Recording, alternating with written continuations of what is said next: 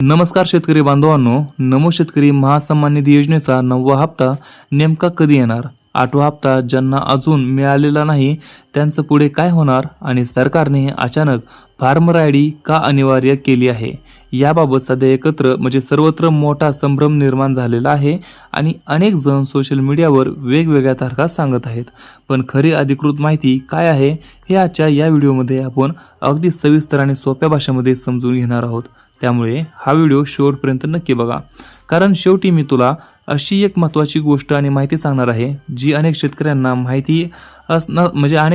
माहिती नसल्यामुळे त्यांचे हप्ते अडकलेले आहेत आणि कदाचित तुमचाही हप्ता त्याच कारणामुळे थांबलेला असू शकतो. तर सर्वात आधी एक महत्त्वाची गोष्ट लक्षात घ्या की ज्या शेतकरी बांधवांना नमो योजनेचा 8वा हप्ता अजून मिळालेला नाही त्यांनी थोडंसं सावध होण्याची गरज आहे, कारण 8वा हप्ता न मिळाल्यास 9वा हप्ता मिळण्यातही अडचण येऊ शकते. आता यामागचं खरं कारण काय आहे तर राज्य सरकार प्रत्येक हप्त्यापूर्वी लाभार्थी यादी अपडेट करत असतं आणि त्यामध्ये अपात्र लाभार्थी कमी केले जातात. म्हणजेच ज्या शेतकऱ्यांची कागदपत्रे अपूर्ण आहेत, KYC झालेली नाही, आधार सीडिंग पूर्ण नाही किंवा फार्मर आयडी तयार नाही, अशा लाभार्थ्यांची नावे यादीतून वगळली जाऊ शकतात.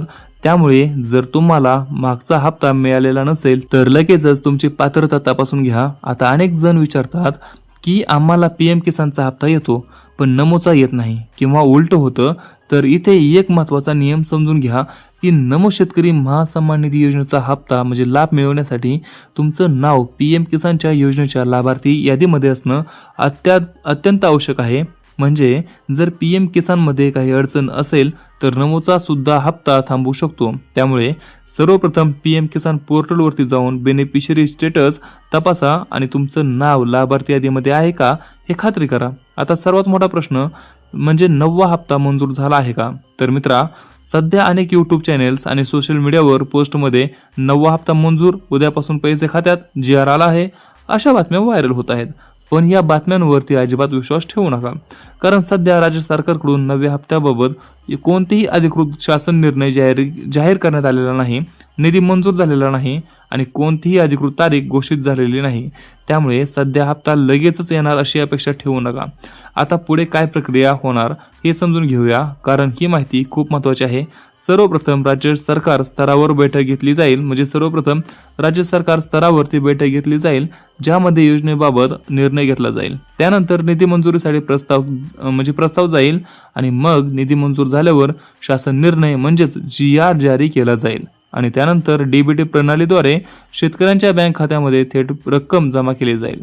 सध्या या प्रक्रियेतील एकही टप्पा पूर्ण झालेला नाही, त्यामुळे हप्ता येण्यासाठी अजून थोडा वेळ लागू शकतो. आता ज्यांना अजूनही 8वा हप्ता मिळालेला नाही त्यांनी लगेच 3 गोष्टी पूर्ण करणे अत्यंत आवश्यक आहे आणि या 3 गोष्टींकडे दुर्लक्ष केल्यास पुढील हप्ते देखील अडकू शकतात. पहिली गोष्ट म्हणजे फार्मर आयडी तयार केलेला असणे अत्यंत आवश्यक आहे, कारण आता राज्य सरकारने जवळपास सर्व कृषी योजनांसाठी फार्मर आयडी अनिवार्य केलेला आहे.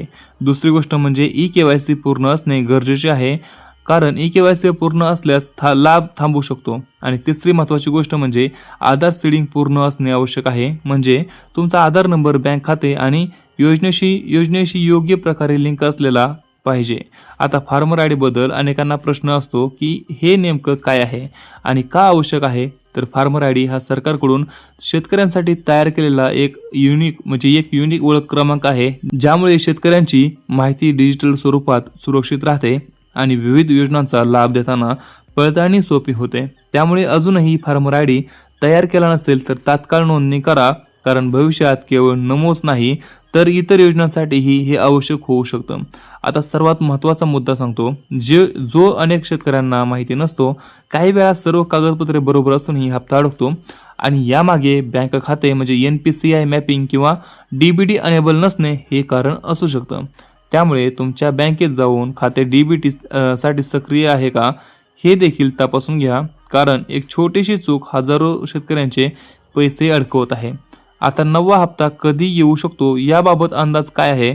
तर अधिकृत माहिती नसली तरी प्रक्रिया पाहता सरकारकडून बैठक आणि निधी मंजुरी झाल्यानंतरच पुढे हालचाल होईल. त्यामुळे अधिकृत अपडेट येईपर्यंत संयम ठेवणं महत्त्वाचं आहे.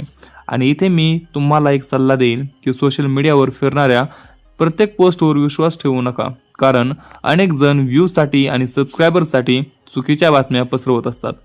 तुम्ही फक्त अधिकृत पोर्टल, शासन निर्णय आणि विश्वसनीय स्रोतावरती विश्वास ठेवा. आता या व्हिडिओचा सारांश सांगायचा तर, ज्या शेतकऱ्यांना आठवा हप्ता मिळालेला नाही त्यांनी लगेचच बेनिफिशरी स्टेटस तपासा, PM किसान यादीत नाव तपासा, फार्मर आयडी तयार करा, KYC पूर्ण करा, आधार सीडिंग आणि DBT स्टेटस तपासा, कारण हे सर्व पूर्ण असेल तर पुढील हप्त्यावेळी कोणतीही अडचण येणार नाही. आणि हो मित्रांनो, नव्या हप्त्याबद्दल अधिकृत GR किंवा तारीख जाहीर होताच सर्वात आधी अपडेट तुम्हाला इथेच मिळेल आपल्या ह्या चॅनलवरती. त्यामुळे चॅनलला आता सबस्क्राईब करून बेल आयकॉन नक्की दाबा, जेणेकरून कोणतीही महत्त्वाची माहिती चुकणार नाही. व्हिडिओ आवडला असेल तर एक लाईक करा, जास्तीत जास्त शेतकरी बांधवांपर्यंत शेअर करा आणि कमेंटमध्ये नक्कीच सांगा तुम्हाला आठवा हप्ता मिळालेला आहे का नाही ते. आणि त्याचबरोबर तुमचे काय प्रश्न असतील तर ते देखील आम्हाला तुम्ही कमेंटमध्ये विचारू शकता.